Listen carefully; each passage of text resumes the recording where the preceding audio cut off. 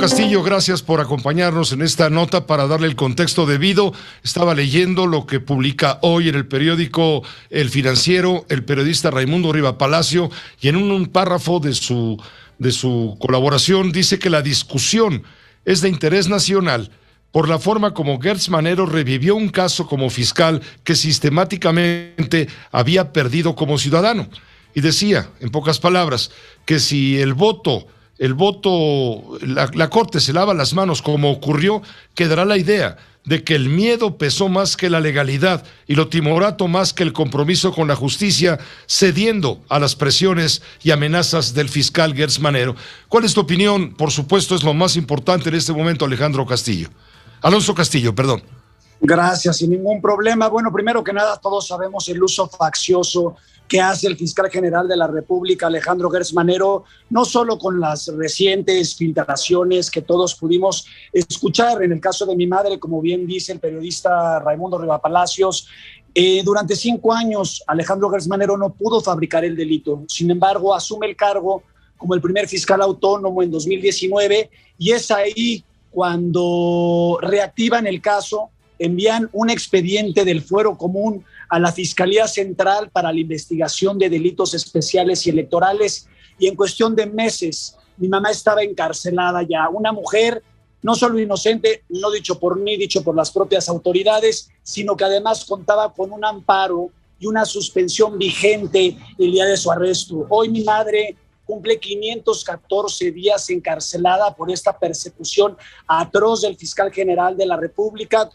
Como decía tu colega, 5 ministros abogaron por un amparo liso y llano, que fue lo que nosotros le pedimos a cada ministro y ministra con las que nos reunimos para que liberen de inmediato a Alejandra Cuevas Morán. Nos quedamos por un voto para que hoy mi madre pudiera estar con nosotros. Sin embargo, de alguna manera, aunque no es un consuelo, nosotros preferimos que la Suprema Corte de Justicia de la Nación haga otro proyecto y se vayan al fondo, porque me parece que esa es la función de una atracción. Si la Suprema Corte de Justicia atrajo el caso, es porque considera que tiene una relevancia jurídica nacional para asentar un precedente para el futuro, que resuelvan de fondo y que finalmente liberen a mi mamá, porque el amparo que venía por el ministro Pérez Dayán para proteger a mi mamá era para efectos, es decir, que si los ministros y ministras hubieran estado de acuerdo, nos hubieran enviado a la 4ª Sala Penal,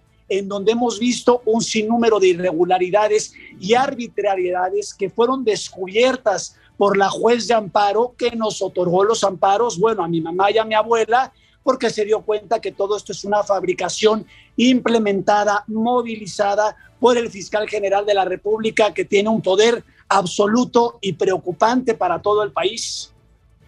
Ahora, hay mano negra del fiscal Gertz Manero por los tiempos y las fechas que tú estás ahora comentando.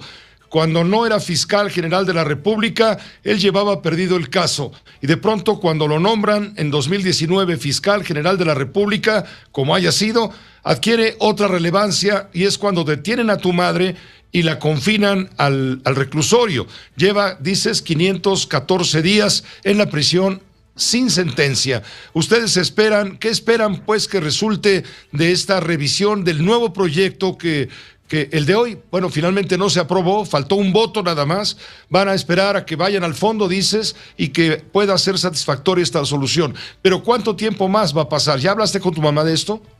Eso es lo que no sabemos todavía, cuál es el plazo, cuál es los tiempos que se va a tomar la Suprema Corte de Justicia de la Nación, pero nosotros nos vamos a encargar de insistirles que aquí estamos hablando de los derechos humanos de una mujer de casi 70 años, de mi abuela de 95, no pueden seguir dilatando el proceso, que fue lo que nos ocurrió durante todo el proceso, porque Alejandro, como dices, mete mano negra en todo. Yo te pregunto, si durante 5 años, en 2 años diferentes, las propias autoridades dictaminan el no ejercicio de la acción penal basándose en la evidencia, en testimoniales, en la necropsia, en todo lo relacionado al juicio, y de pronto llega el 2019, reactiva el caso el fiscal general de la República, lo envían a lo que le llaman el búnker, que es la Fiscalía para la Investigación de Delitos Especiales y Electorales, y arrestan a mi mamá. Pero no solo arrestan a mi mamá, extorsiona a mi abuela con mi mamá en prisión y a nosotros nos exige incriminarnos con delitos que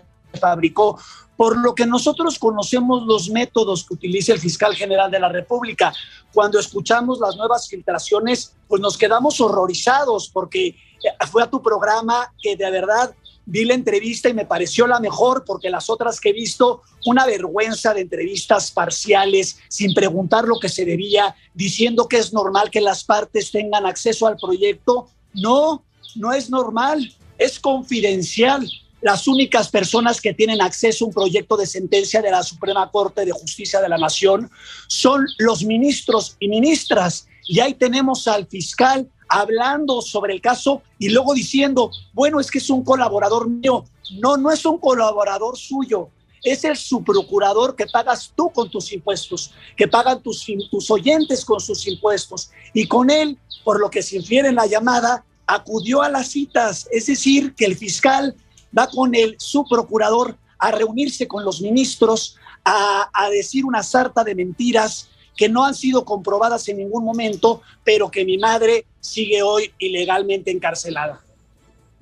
Se ha mencionado que Federico Gertz Manero, ya fallecido, hermano del fiscal general de la República, Gertz Manero, en algún momento llegó a ser prestanombres de Alejandro Gertz Manero en negocios, en algunos negocios. Tú estás cerca, tú nos puedes decir. Mira, en 2017, que fue cuando se hizo esta investigación por el Consorcio Internacional de Periodistas de Investigación, salió una cuenta en Islas Caimán a nombre de Federico Gertz Manero, en donde el vicepresidente era el actual fiscal general de la República. En su momento Alejandro salió y dijo, yo no tenía idea de que mi hermano tenía esa cuenta en Islas Caimán, pero vamos a investigar. Nunca investigó. Y después, cuando se lleva la extorsión de mi abuela y la tenemos que mudar porque se queda sin dinero para la renta, porque Alejandro, con mi madre en la cárcel, además de exigirnos incriminarnos con delitos fabricados, le pide a mi abuela, una mujer de 95 años, que renuncie a la pensión que él como albacea tendría la obligación de cumplir, pero con el terror de mi mamá en la cárcel, mi abuela lo firmó. Y nosotros encontramos un estado de cuenta de un banco suizo, Julius Baer, con una sede en un paraíso fiscal en Panamá, que se le entregamos primero a Santiago Nieto Castillo y luego al actual titular de la UIF, Pablo Gómez, y no hemos obtenido respuesta al respecto sobre una cuenta de casi 8 millones de dólares que podrían constituir delitos financieros. Entonces, nosotros creemos que toda esta persecución, en un principio dijimos, bueno, igual piensa que a su hermano se le traspapelaron más estados de cuenta de otros paraísos fiscales, pero en los últimos meses, al enterarnos que en un año compra 100 coches, que tiene un departamento en París, uno en Central Park en Nueva York, uno en Santa Mónica en California, uno que vendió en Miami, el edificio que se construyó enfrente de la Torre de Petróleos donde vivían sus papás, la casa de Acapulco en Las Brisas y las múltiples propiedades en la Ciudad de México. Yo le pregunto al fiscal, ¿de dónde surge este patrimonio inexplicable? ¿Por qué no declara su patrimonio cuando es una obligación de un servidor público? Y más lamentable todavía, que el Senado de la República siga como si fuera un milagro. Ay, a ver si logramos la comparecencia del fiscal para que venga con nosotros en una reunión privada.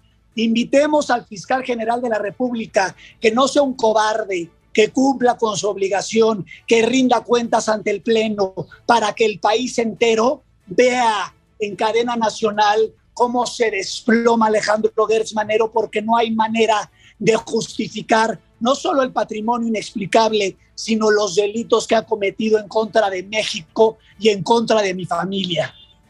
¿Has hablado finalmente, Alonso Castillo Cuevas, has hablado con tu mamá el día de hoy después de lo que resolvió la Corte?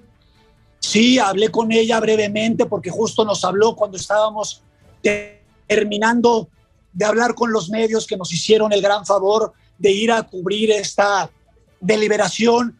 Le expliqué brevemente y ella, su respuesta fue: seguimos resistiendo y así vamos a seguir, y vamos a seguir hasta que liberen a mi mamá. Este caso ya no es el caso de Alejandra Cuevas, es un movimiento que se ha gestado porque nos estamos dando cuenta que nuestra libertad está en manos de delincuentes. No solo fue Gertz Manero, fueron ministerios públicos, policías, jueces, magistrados que se han dedicado a violar la ley y a cometer delitos federales. Yo no sé si Alejandro Gertz Manero le dijo que lo hicieran, pero ¿no te parece raro que un funcionario local cometa delitos federales en contra de una mujer inocente? La mano negra del fiscal está aquí desde que asumió el cargo. Es más, vamos más atrás. Desde que secuestró a su hermano de la casa de mi abuela en 2015, entró sin orden de cateo, se llevó tomó fotografías, se llevó documentos, se llevó a Federico y lo internó en el hospital ABC y amenazó a mi abuela de que si ella o cualquiera de nosotros visitábamos a quien en los hechos era nuestro abuelo, nos metería en la cárcel. Y nadie más vio a Federico, y Federico se muere un mes después en el hospital bajo el cuidado exclusivo del fiscal general de la República, además de los cuidados que le prestaban los médicos que Alejandro designó en la propia casa. Y mi madre es la responsable, es la garante, que incluso uno de los ministros dijo, el delito ni existe, pero ¿qué importa que no existan los delitos? Porque cuando Gertz Manero te persigue, el Estado de Derecho se extingue porque te abre una carpeta de investigación, te inventa un delito, así de fácil te la pongo.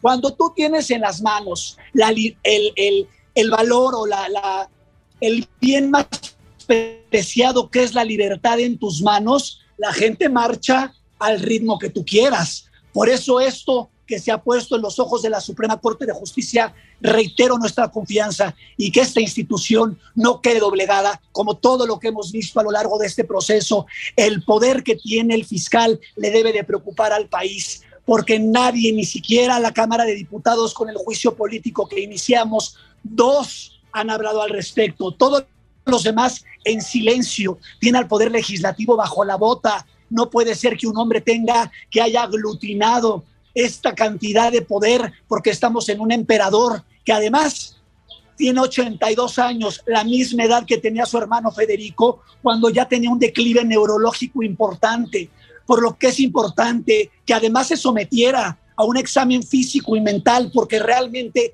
la manera en que está actuando es algo ya irracional, y que siga con esta venganza y que se haya atrevido a meter las manos en la institución que tiene más honor como la Suprema Corte de Justicia de la Nación, que se haya expresado con esa misoginia en contra de mi madre, algo que hemos sabido toda la vida, que es un misógino. Esa es la persona que quiere México a cargo de la Procuración de Justicia, un criminal que extorsiona, que nos exige confesiones de delitos fabricados, que se refiere a las mujeres como una pendeja. Todo esto tenemos las pruebas. Yo no te estoy comentando esto como una conversación de café.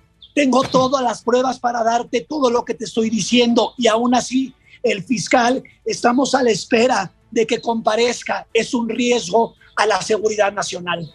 Pues te agradezco, Alonso Castillo, la apertura con la cual te expresas. Este espacio es para ello, para escuchar todas las voces siempre. Escuchamos la de Alejandro Gertz el jueves. Hoy estamos escuchando la tuya con mucho, enorme interés, porque sabemos que este asunto es un tema de interés nacional. Por ello te molestamos y te invitamos. Gracias por aceptar. Estaremos en contacto permanente si nos lo permites, claro.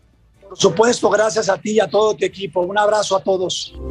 Esta fue una producción de Grupo Fórmula. Encuentra más contenido como este en radioformula.mx.